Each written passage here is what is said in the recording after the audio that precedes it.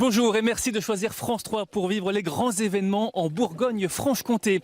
Pendant une heure, gros plan sur les vendanges, un temps fort de l'année bien évidemment, à vivre de façon différente selon le secteur et la taille des domaines. Vous avez des questions à poser sur les vendanges? Faites-le, nous y répondrons pendant cette émission. Rendez-vous sur les pages Facebook France 3 Bourgogne et France 3 Franche-Comté. Bienvenue au cœur des vendanges.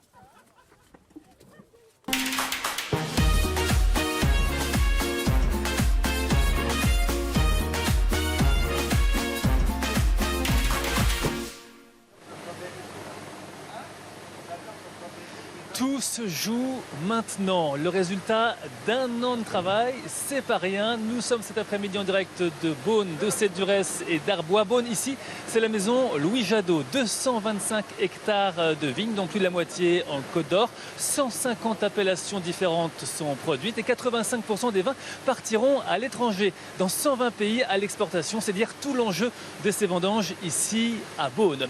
Nous sommes donc également en direct du Jura, à Arbois, avec vous, Florence Sicolella.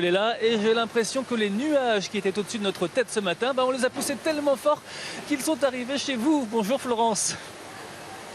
Bonjour Arnaud, bonjour à tous. Merci pour ce cadeau. Vraiment, oui, on est sous des trompes d'eau, on vous l'avoue. Alors si la pluie n'arrête pas le pèlerin, elle n'arrête pas non plus le vendangeur. Bon, c'est vrai qu'on les retient un petit peu là, mais on va quand même tout vous expliquer ici en direct du domaine Rollet aux Portes d'Arbois, le deuxième plus grand domaine du vignoble jurassien, tenu par 4 frères et sœurs qu'on va rencontrer et on va tenir bon, promis. Merci Florence. Ambiance familiale également à Cèdres avec vous, Amélie Douai. Bonjour Amélie. Bonjour Arnaud, bonjour Florence. Je suis de tout cœur avec vous Florence parce que le nuage on l'avait nous ce matin, mais nous on a le droit à l'éclaircie ici. Alors effectivement nous sommes à Cèdres mais on s'est un petit peu déplacé. On a passé la frontière, nous sommes à Meursault sur le clos des Luchers qui appartient à la famille Dicon et figurez-vous que moi je me suis payé le luxe de m'offrir un très joli arbre derrière moi.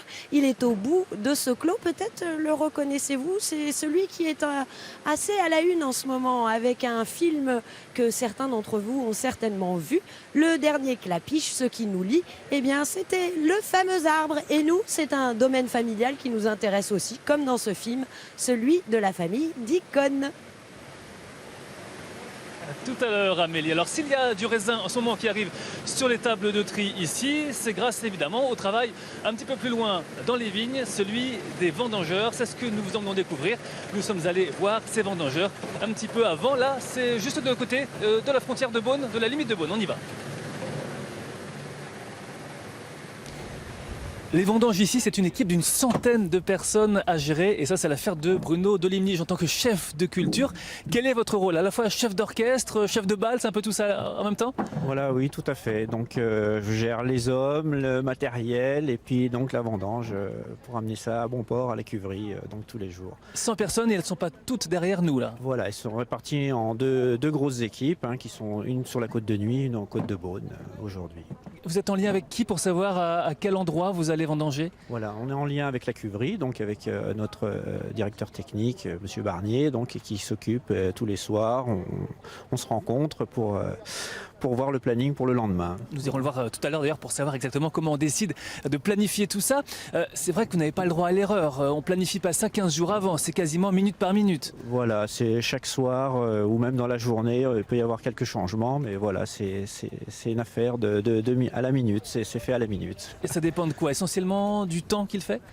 Non, c'est par rapport aux analyses, par rapport à l'endroit où on se trouve, les vignes aux alentours. Comme nous vendangeons beaucoup de vignes, il faut s'occuper du secteur géographique et puis donc des maturités aussi, voilà, tout rentre en compte. Une gestion humaine aussi, puisque les vendangeurs, vous les logez et vous les nourrissez aussi? Nous les logeons, nourrissons, voilà, c'est aussi une autre affaire aussi dont je m'occupe aussi. Voilà. Et ce ne sont pas des vacances pour ceux qui bossent ici hein. Non, c'est 5h30 le matin jusqu'à environ 22-23h le soir. Et malgré tout, ils reviennent.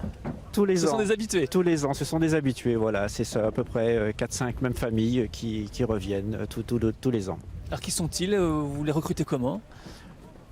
Ce sont des familles qui sont là depuis plus d'une décennie et puis voilà, c'est le bouche à oreille et ça se passe comme ça, voilà. Parce que ce ne sont pas des gens qui viennent pour une journée, on repart, ils s'engagent pour toute la durée des vendanges. Ils sont engagés pour toute la durée des vendanges.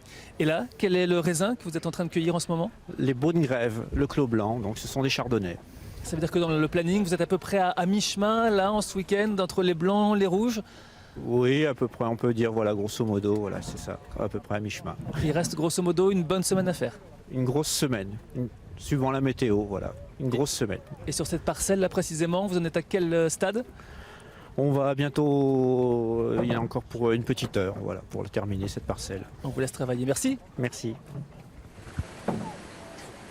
Des raisins pour des vins blancs, raisins pour les vins blancs cueillis d'un côté, des raisins pour des vins rouges qui arrivent ici maintenant sur les tables de tri. Allons voir à Arbois ce qui se passe avec vous, Florence Sicolella. Ce qui se passe avec nous, c'est qu'il pleut toujours énormément. Arnaud, mais j'ai gardé quelques courageux ici dans la parcelle de Trousseau, c'est le cépage. Avec vous, Thierry, alors montrez-moi tout simplement le geste que vous faites toute la journée. Hop, un petit coup de sécateur. Et vous enlevez les feuilles aussi un petit peu? On enlève les feuilles avant pour bien voir les grappes qui sont sous la ligne. Et après, on coupe les raisins. Parce que les feuilles, on n'en a plus besoin de toute façon. On n'en a plus besoin, on n'en a pas besoin pour faire du vin. Bon, alors c'est un travail qui reste difficile. C'est difficile au point de vue du dos, mais bon, ça dure 2 jours le mal de dos. Après, ça va tout seul. Et puis après, on met 6 mois à s'en remettre ou pas? Non, oh non, ça passe après.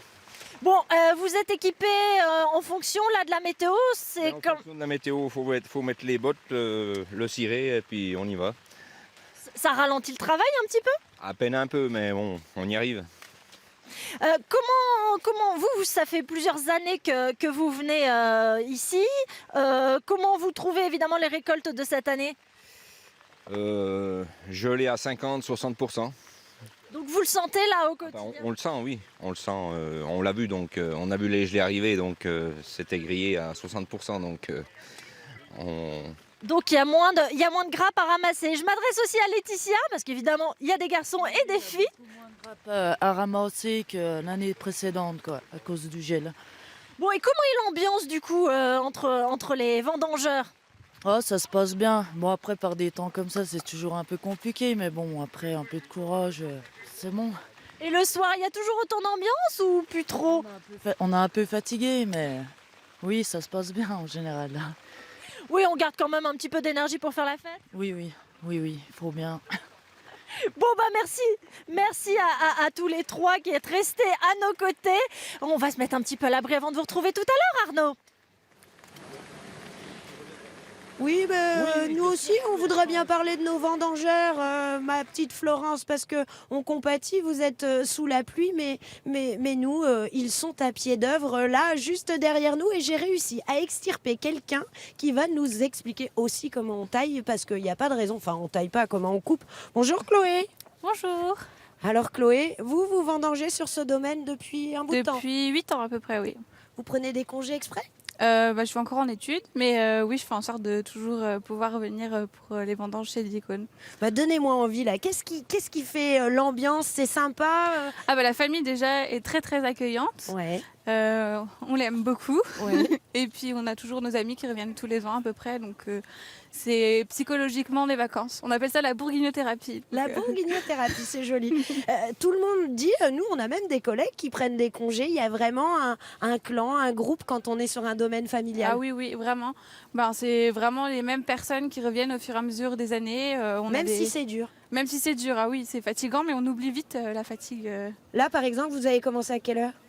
Ce matin ou cet après-midi? On a commencé à 7h40 à peu près. Et là, la petite pause à midi? Midi, on reprend à 13h30, 13h45, jusqu'à à peu près 18h. Et chacun à son poste?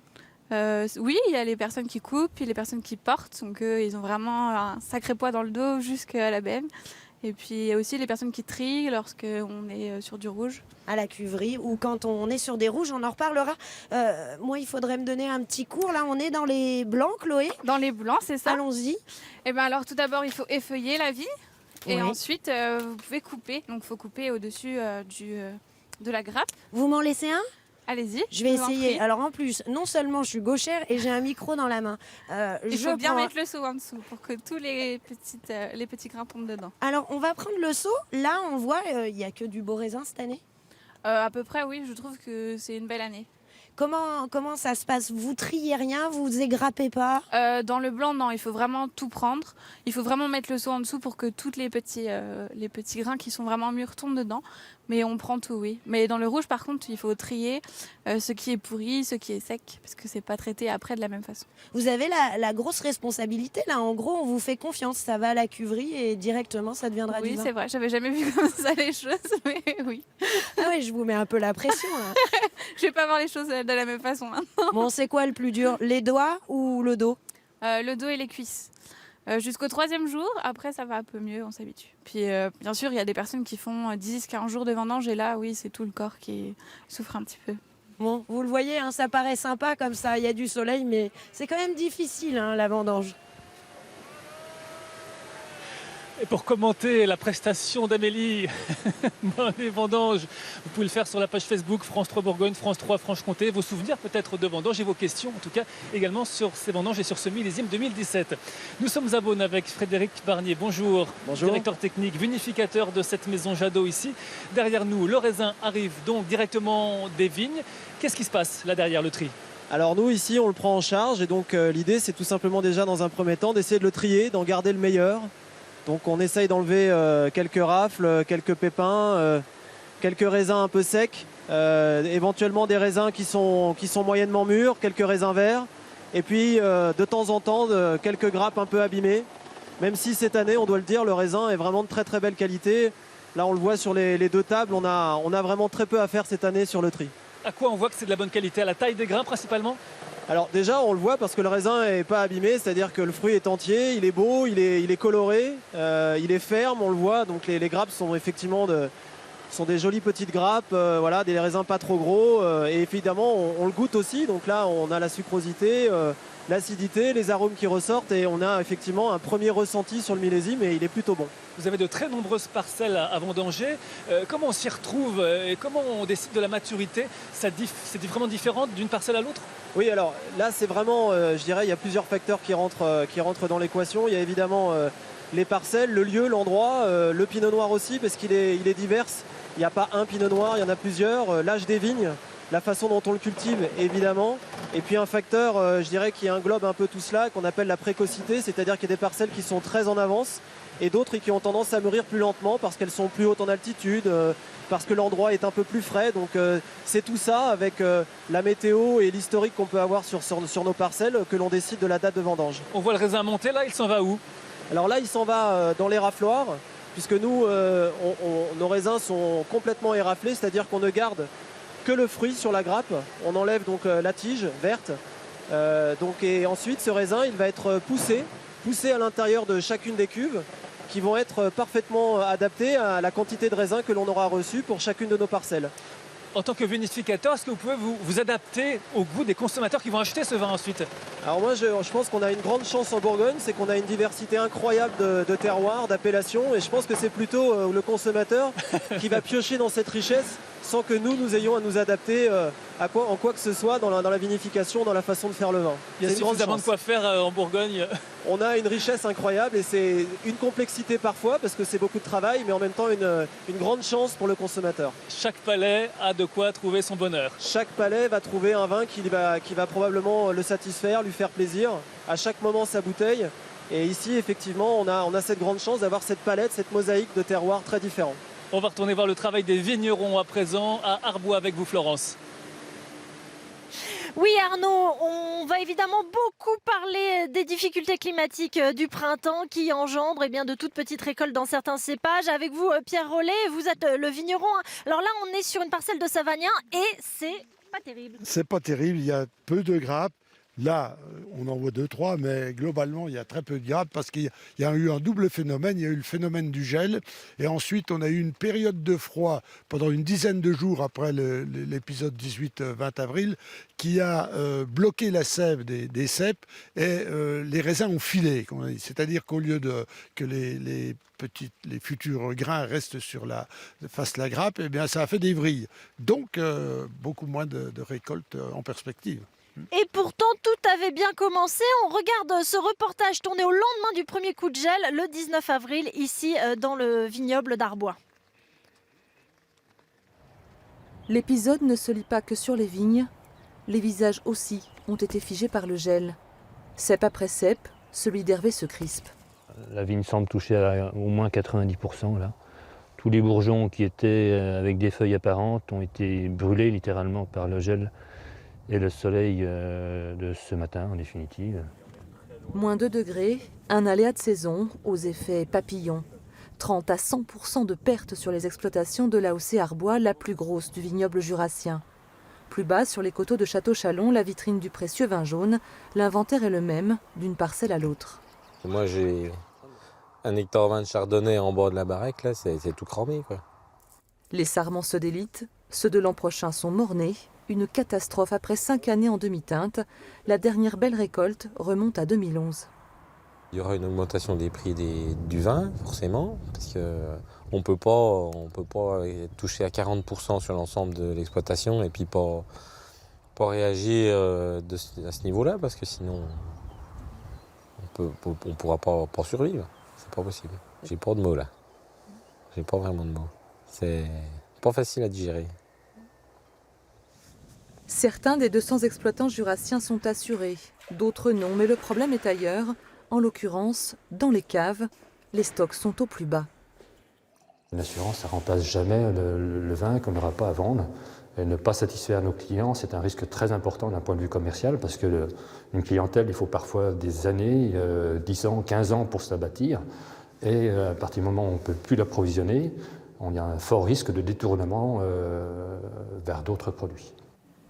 Le vignoble jurassien a pourtant le vent en poupe, avec des percées à l'international, au Japon, aux États-Unis, des marchés encore fragiles que les vignerons aimeraient bien voir vieillir, comme un bon vin de garde. Alors nous sommes retournés dans la parcelle de Trousseau qu'on voyait vendanger tout à l'heure, parce que le Trousseau s'en sort beaucoup mieux. Comment se fait-il que le Savagnin ça va pas et le Trousseau il y a quand même un peu de production? Bien parce que le Trousseau est un cépage un peu plus tardif qui était moins sorti, moins débourré quand il y a eu l'épisode de gel, et de ce fait les grappes ont survécu, comme on dit. Donc globalement, vos pertes s'évaluent à combien cette année? Alors je pense que les pertes vont se situer aux alentours de 50%. Si on fait, à mon avis, 45 à 50% d'une récolte normale, il faudra s'estimer heureux cette année. Et pourtant, bien les grappes que vous récoltez, là, le raisin, ça peut faire un super millésime. Ah, effectivement, on a eu une excellente maturité, si vous voulez. On va faire des vins extraordinaires. Le millésime 2017 sera un millésime vraiment de très très grande qualité. Avec des Pourquoi ? Parce qu'il y avait premièrement peu de raisins, d'autre part l'année avait démarré relativement tôt. On a eu l'épisode de gel, mais après le cycle végétatif de la vigne a été raccourci, étant donné qu'il y avait moins de raisins. Habituellement, on compte 100 jours après la fleur pour la période des vendanges, alors que cette année, on était à 90 jours. Et en plus, avec du soleil, il a fait chaud cet été, je ne sais pas si vous vous rappelez. Aujourd'hui, il pleut, mais on a eu du soleil quand même. Donc c'est du raisin qui est gorgé de sucre.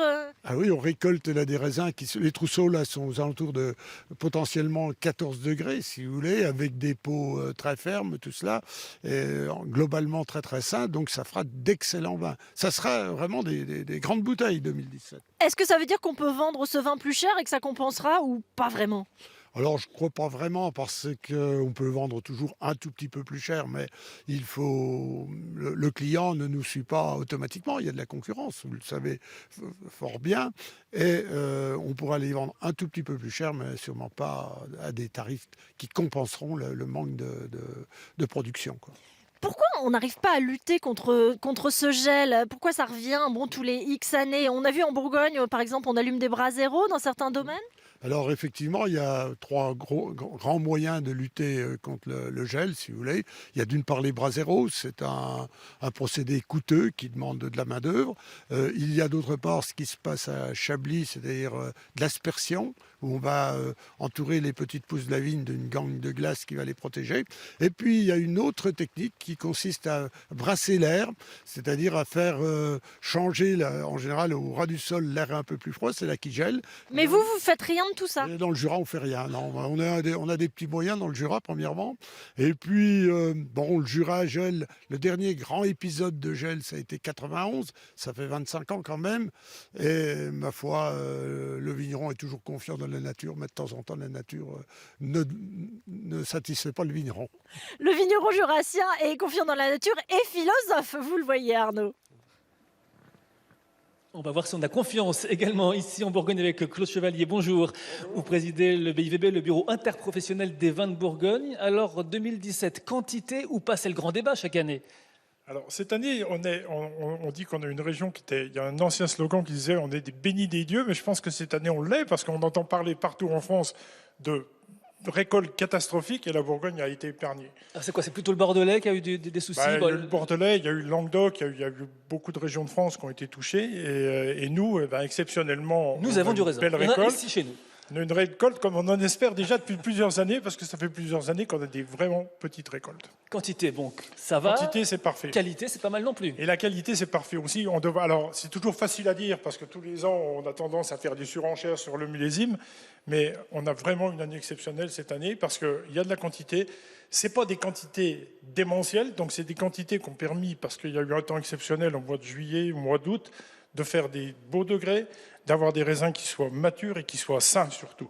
C'est-à-dire qu'on se retrouve avec une récolte qui est quasiment l'équivalent des 2005, des 2009, des 2016 dont on a très peu parlé mais qui étaient parfaits en qualité de raisin. Et cette année, c'est vraiment une très belle année, tant en blanc qu'en rouge. Il y a eu un petit coup de chaud dans l'été, il y a eu... Il y a eu le temps qu'il fallait, on a manqué de pluie un tout petit peu, mais finalement la pluie, on l'a eu quelques jours avant les vendanges, donc... Ça a permis, comme on dit chez nous, de faire gonfler la grume, mais il y avait un peu de perte de récolte due à la sécheresse, justement. Mais là, ça a bien repris et ça a permis d'atteindre vraiment une belle qualité de raisin. C'est pas banal, il y a eu des vendanges de nuit à cause de ces chaleurs, notamment dans le Mâconnais. Oui, ça, c'est déjà arrivé. C'est déjà arrivé, enfin, pas partout, parce que tout le monde ne peut pas vendanger la nuit. Mais moi, je me souviens d'une année, je crois que c'était 2003, où on commençait de vendanger à 6 h du matin et on finissait à midi. Donc, c'est pas la première année. Ça, c'est pour 2017. On va remonter un petit peu le temps. Si vous le voulez bien, allons voir ce qui se passait en 1960 dans les vignes en Bourgogne. Eh bien, figurez-vous qu'il y avait également de la pluie à cette époque-là, en 1960. Et un millésime, vous regardez, un petit peu moyen. Et en tout cas, ça ne donnait pas forcément beaucoup d'enthousiasme dans ce reportage, puisque vous allez regarder et écouter la musique. On se croirait dans un thriller, dans un film à suspense. Nous avons vu le ciel. Un ciel qui fait le bonheur des photographes et le désespoir des vignerons.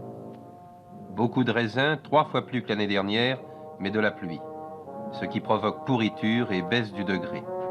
Le jus doit faire 10 degrés minimum. Mais parmi tous ces Bourgognes renommés qui vieillissent dans les fûts, il y a aussi de mauvaises années. 1950, 54, 56 et 58. Alors, qu'allait être 1960? Ah. Tiens, regarde ça, c'est pas beau ça, tu vois, je manque la gueule. Tiens. On va s'accompagner là. Alors ce raisin, monsieur Marcel, il est bon ou mauvais finalement? Vous voyez, il y a un peu d'inférieur, mais enfin, en triant tout ce qu'il y a de plus mauvais, on va arriver à faire quelque chose d'à peu près, quoi. Si bien que vous avez un raisin qui est propre, non pourri, que vous avez sélectionné, et qu'est-ce que vous faites de l'autre, celui que vous jetez? Oh, bah l'autre. Des gens le laissent par terre, des gens le récupèrent pour faire, je sais pas moi, un petit canon qu'on boit l'hiver au bois. Hein? On trouvera toujours des amis pour le consommer. Hein? Soyez tranquille. Voyez-vous, on est optimiste à Chambol-Musigny comme ailleurs. Le raisin abîmé, on le jette. Et celui qui reste est bon pour le service qu'on lui demande. Les vignerons estiment que tant par sa qualité que par sa quantité, La récolte 60 ne peut être déclassée.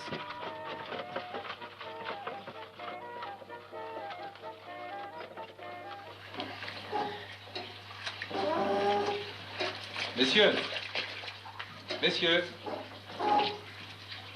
à votre avis, le vin de 1960, il est bon ou il est mauvais? Oh oui, il sera certainement bon, oui. Il sera bon, hein? Mais vous l'approchez de près, là, au moins. Hein? Bien, on a bien placé. Vous savez ce que c'est? Bon, je vous laisse travailler. Au revoir.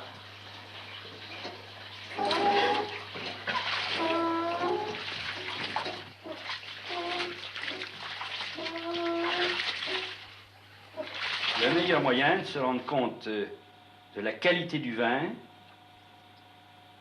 c'est de sentir la pipette qui était trempée dans le vin et qui a laissé la finesse sur l'éprouvette, sur la pipette. Et je vous garantis que cette année, le vin sera épatant.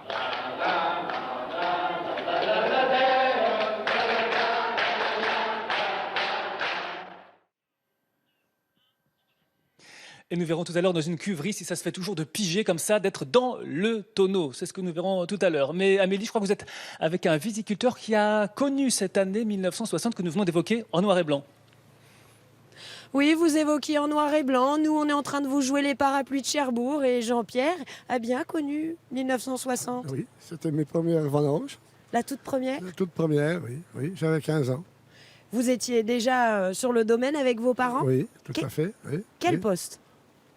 À l'époque, on vendangeait, on n'était pas nombreux, on vendangeait un petit peu. Je faisais les charrois, enfin, on conduisait le tracteur parce que c'était nouveau pour un gamin de 15 ans. C'était l'arrivée des tracteurs, quoi, donc, qui a remplacé le cheval. En 60, il y avait encore la voiture à cheval et puis la ballonge dessus. La ballonge, c'est le gros cuvier en bois, on rentrait les vendanges là-dedans. Nous, ici, sur un domaine comme les Luchers, ici, c'était déjà un domaine que vous vendangiez, c'était les mêmes pieds de vigne? Exactement. Elle n'a rien changé depuis 1960. Ils ont quelle année? Ils datent de quand? La plus jeune est de 51.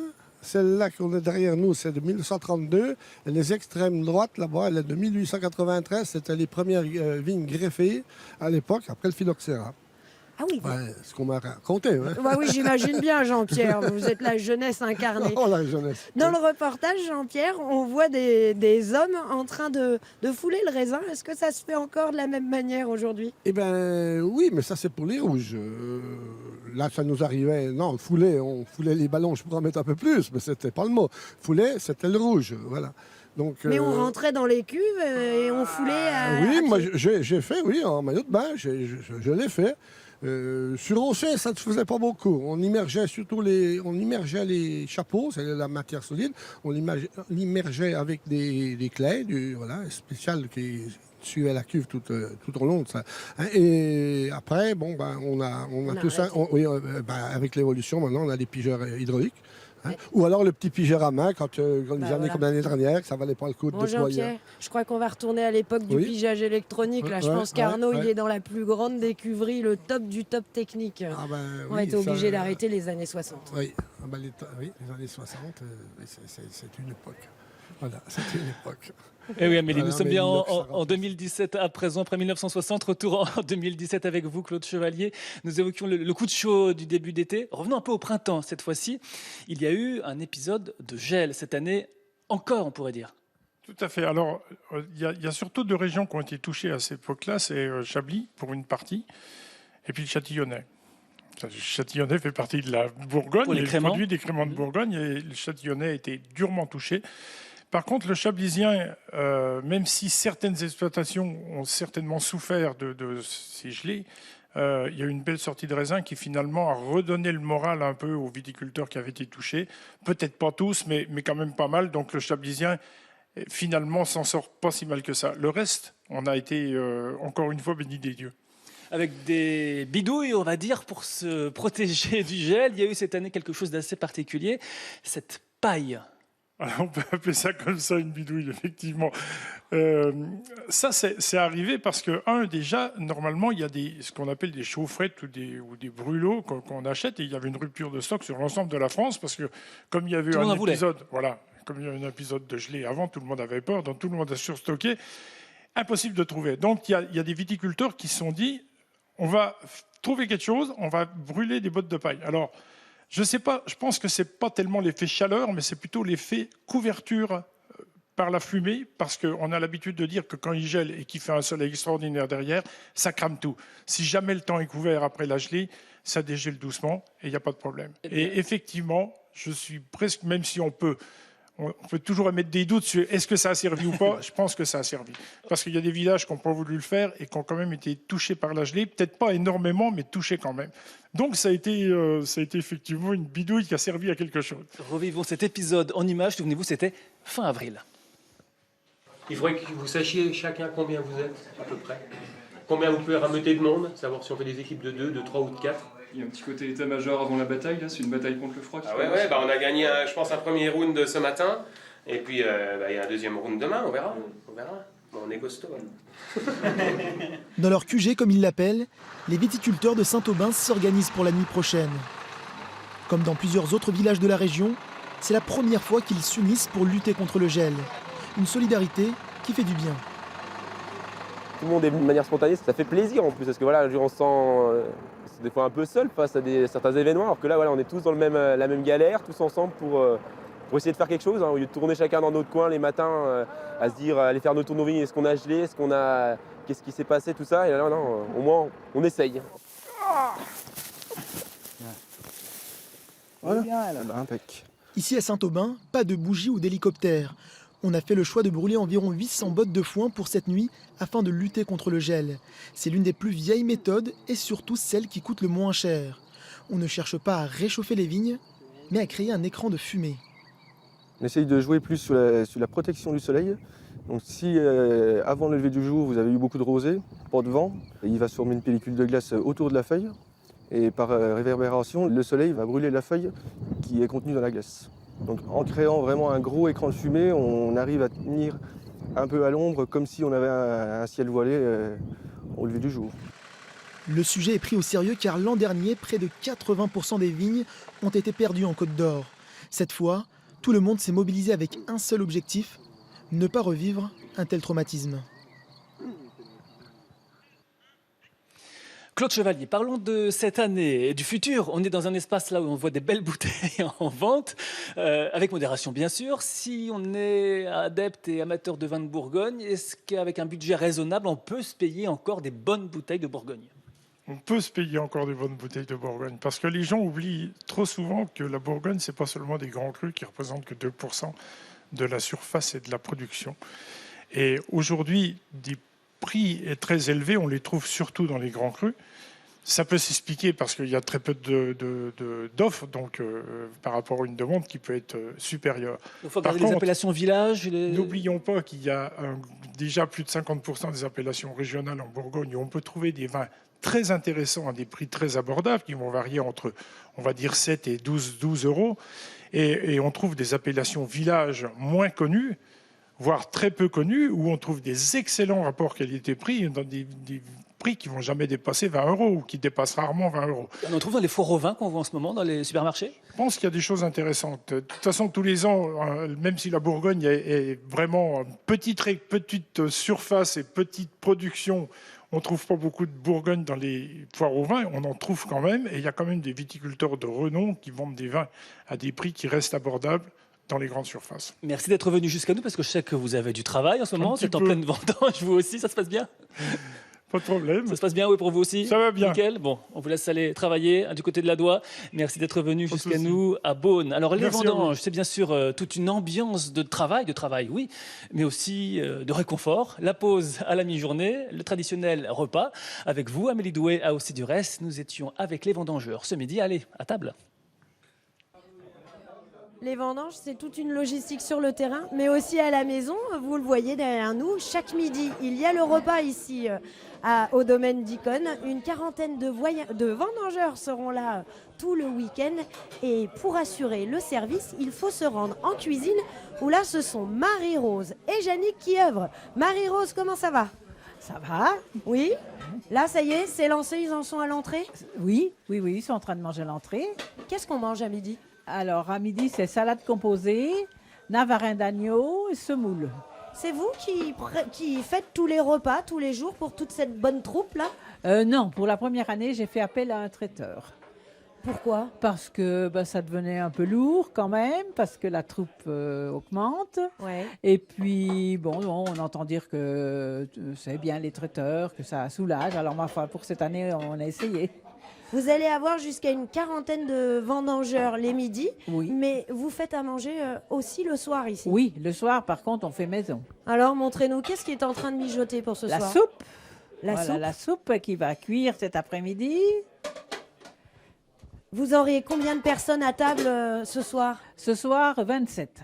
Et pour ça, c'est important de s'organiser toute la journée. Ça commence à quelle heure pour vous? À 6h30 le matin.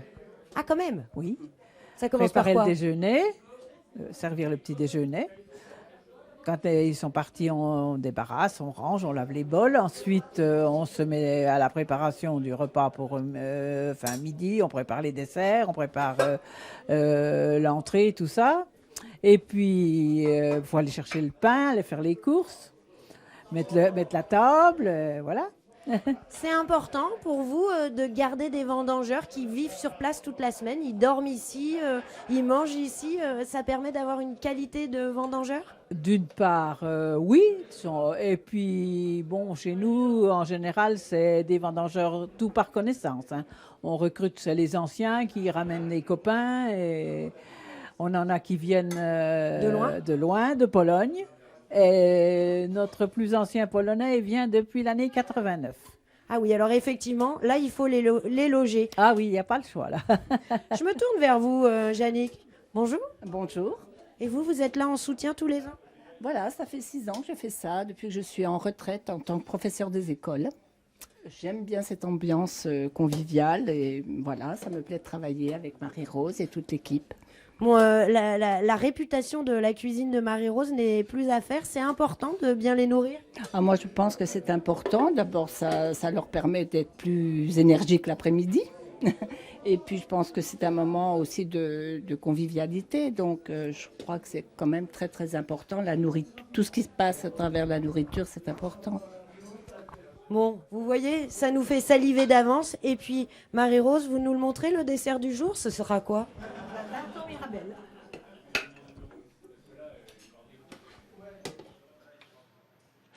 Tarte au Mirabelle en dessert. France 3 vous fait vivre les vendanges 2017 en direct. Il se passe encore beaucoup de choses. On va aller dans la cuverie dans un instant derrière moi. Beaucoup de surprises nous attendent encore. Et pendant qu'il y en a dehors pour faire les vendanges, l'activité continue dans les domaines. N'est-ce pas, Florence Nicolella? Oui Arnaud, nous sommes redescendus un instant au chai, on a quitté les vignes pour retrouver Bernard et Eliane qui sont le frère et la sœur de Pierre qu'on a vu tout à l'heure. Alors Bernard là s'occupe de l'étiquetage et de la préparation des colis. Eliane, vous, votre secteur c'est plus la commercialisation. Qu'est-ce que vous faites du coup pendant que ça vendange dehors? Écoutez, pendant les vendanges, tout continue. Avant, tout s'arrêtait, tandis que maintenant la partie commerciale continue même pendant les vendanges. Et pourquoi c'est important que ça continue justement? C'est important parce que on a besoin des commandes et des clients pour faire tourner notre affaire. Et ils savent maintenant qu'on peut compter sur vous et vous commander même pendant la période? Oui, nous avons l'habitude d'être réactifs, hein, nos clients le savent. Et pendant les vendanges, c'est comme d'habitude, une commande qui nous est passée aujourd'hui est expédiée lundi. Alors vous, quelle est votre part vendue sur le marché français et votre part à l'export? Alors, on commercialise 30% de notre production à l'export dans 60 pays. On a une trentaine d'importateurs.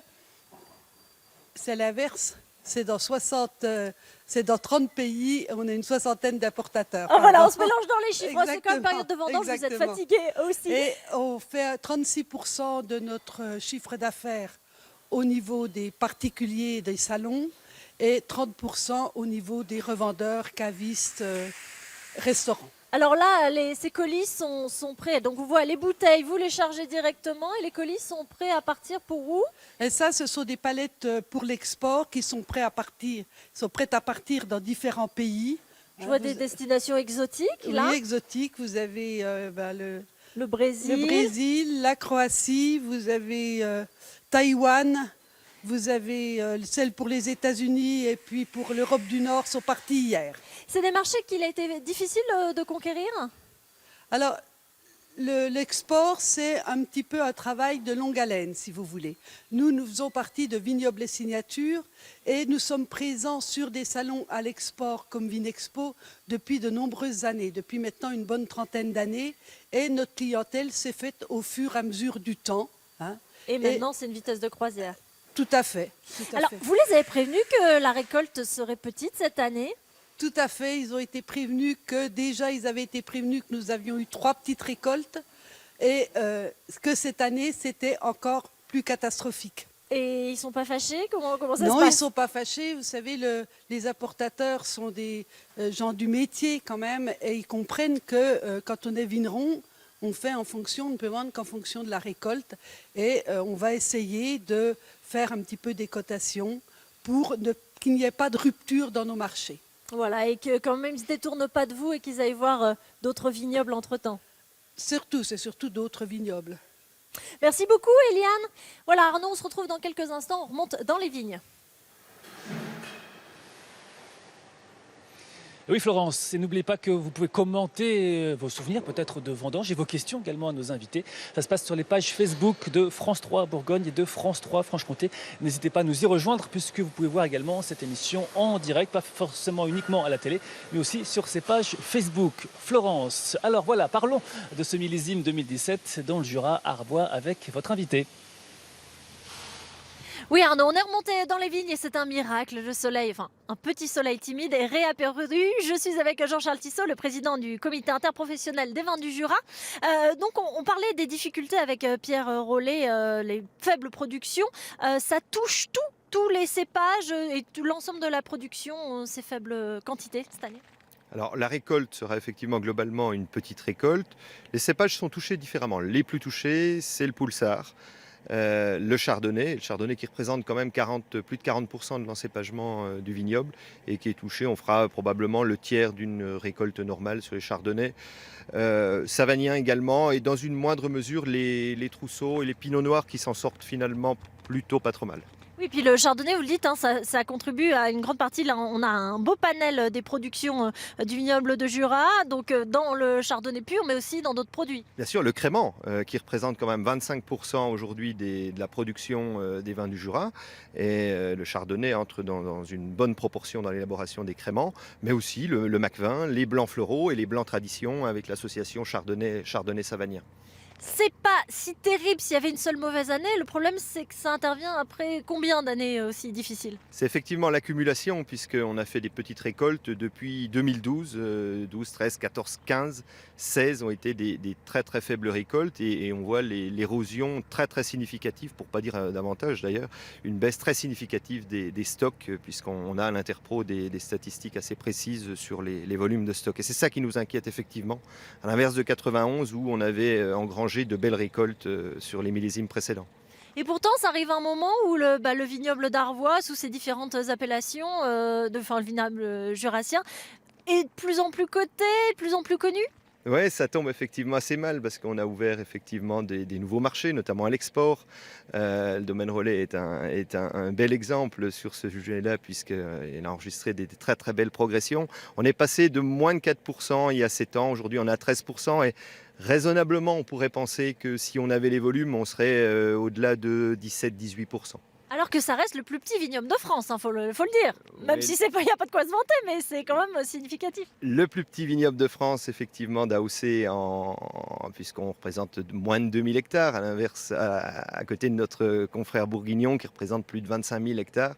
Effectivement, il y aura effectivement un besoin de trouver un nouveau rythme pour ce vignoble parce qu'il va falloir penser à la production et pourquoi pas un développement futur puisqu'on a un beau potentiel dans le Jura. On a, dit-on, 9000 hectares d'AOC à produire. Alors, le but ne sera pas de produire, de planter ces 9000 hectares, mais on voudrait relancer une dynamique de plantation nouvelle et essayer d'attirer des jeunes sur notre vignoble qui a un beau potentiel à la fois qualitatif et quantitatif.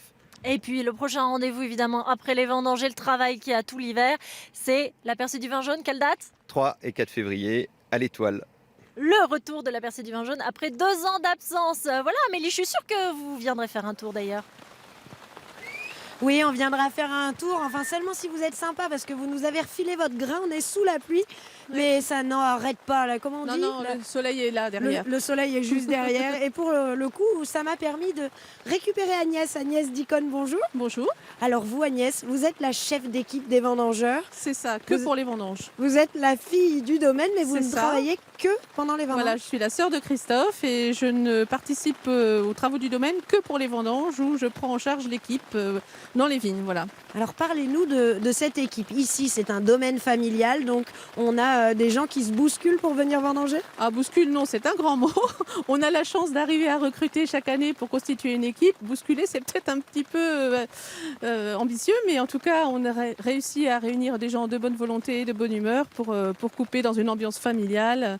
On n'a pas de soucis avec la gestion des équipes. Comment on fait? Chaque matin, on décide sur quelle parcelle on va? Ça évolue dans la journée?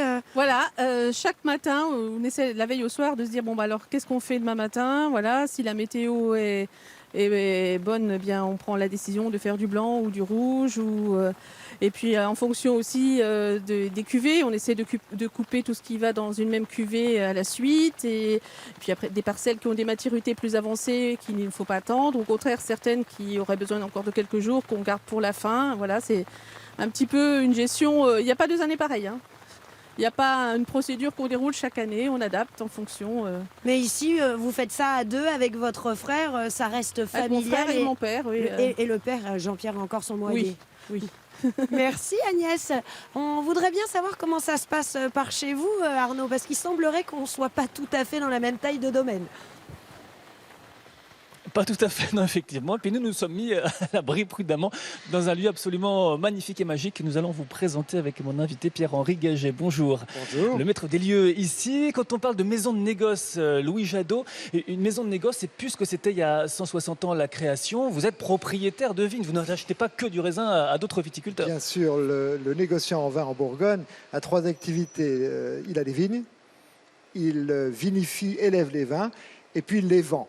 Alors naturellement, dans notre métier, on a toujours tendance à penser que la partie noble, ce sont les vignes et la vinification. C'est bien sûr vrai, mais la commercialisation est aussi quelque chose d'important et le négociant a un peu ces trois facettes. Alors on est ici dans cette cuverie de vinification que nous avons construite il y a 20 ans. Alors elle est plus récente, elle n'a pas 160 ans. Alors elle a 20 ans, c'est un peu le saint des saints parce qu'en fait, nous sommes en pleine vendange. Qu'est-ce que c'est que les vendanges? C'est l'aboutissement d'une année de travail dans les vignes, mais c'est aussi le point de départ des vinifications et donc de ce qui nous permet de transférer des raisins aux bouteilles de vin, le véritable terroir bourguignon. On a vu le raisin arriver sur les tables de triage. Il arrive ensuite ici? Alors il arrive directement dans les cuves et cette cuverie, nous l'avons construite avec une idée en tête, une cuve, une vigne. Parce que, vous le savez, en Bourgogne, on a des vignes qui sont très petites et chaque appellation a un caractère différent. Donc chaque cuve, c'est une vigne différente. Ici, par exemple, vous avez derrière moi un Volnay premier cru Clos des Chênes. Et voilà, on va peut-être produire 6 ou 7 pièces de vin de Volnay premier cru Clos des Chênes, individualisées, qui restera dans cette cuve pendant quelques semaines. Il y a 150 appellations, je crois. Comment on ne se mélange pas les crayons dans tout ça? Oui, c'est un peu compliqué, mais c'est la Bourgogne. La Bourgogne, c'est une multitude d'appellations, c'est une mosaïque de terroirs.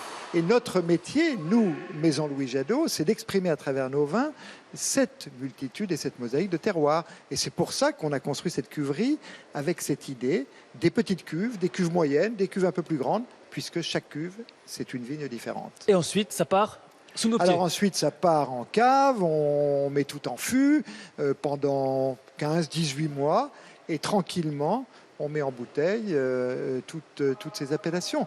C'est finalement un processus assez simple que de vinifier des grands vins. C'est avant tout une confiance dans les raisins. Si on a fait un travail de qualité dans les vignes, si on a vendangé au bon moment des raisins sains, impeccables, mûrs, ensuite, on doit avoir confiance et intervenir finalement le moins possible. Donc ici, vous êtes dans une cuverie qui est très traditionnelle. Il n'y a pas de choses extravagantes, extraordinaires, pas du tout. C'est très traditionnel. Tradition aussi dans les caves, ce sont des fûts en bois. Alors naturellement, c'est des fûts en chêne très très importants et des fûts en chêne français. parce que le chêne français, ça paraît un peu chauvin de dire ça, mais c'est quand même la vérité. Le chêne français est un chêne extraordinaire et qui permet d'exprimer les arômes les plus subtils des grands vins de Bourgogne. Merci beaucoup d'avoir parlé avec passion de cet endroit somptueux. Retournons chez vous. Amélie, que se passe-t-il avec vous? Eh bien, nous, regardez, on débâche derrière nous, en direct, le soleil est revenu. Et Agnès est toujours à mes côtés. Agnès, là, on est à l'endroit où on déverse le raisin. Oui. Vous avez une table de tri lorsque vous traitez, vous coupez les rouges. Expliquez-moi pourquoi on ne trie pas les blancs. Parce que le raisin blanc est pressé de suite. D'accord. Le raisin rouge, lui, va aller dans une cuve pour y cuver un certain nombre de semaines, alors que le raisin blanc est pressé de suite. Donc la qualité du fruit a moindre importance puisque le pressage est immédiat. On voit exactement en direct, là on vient de vider une hotte. Vous fonctionnez encore avec des hottes Alors nous, oui, on fonctionne encore avec des hottes. Ailleurs, on travaille avec des caisses. Qu'est-ce que ça change ? Alors, lorsqu'on travaille avec des caisses, le fruit est plus respecté et effectivement, pour un tri efficace dans les rouges, c'est mieux de fonctionner avec plutôt des cagettes que des caisses. Oui.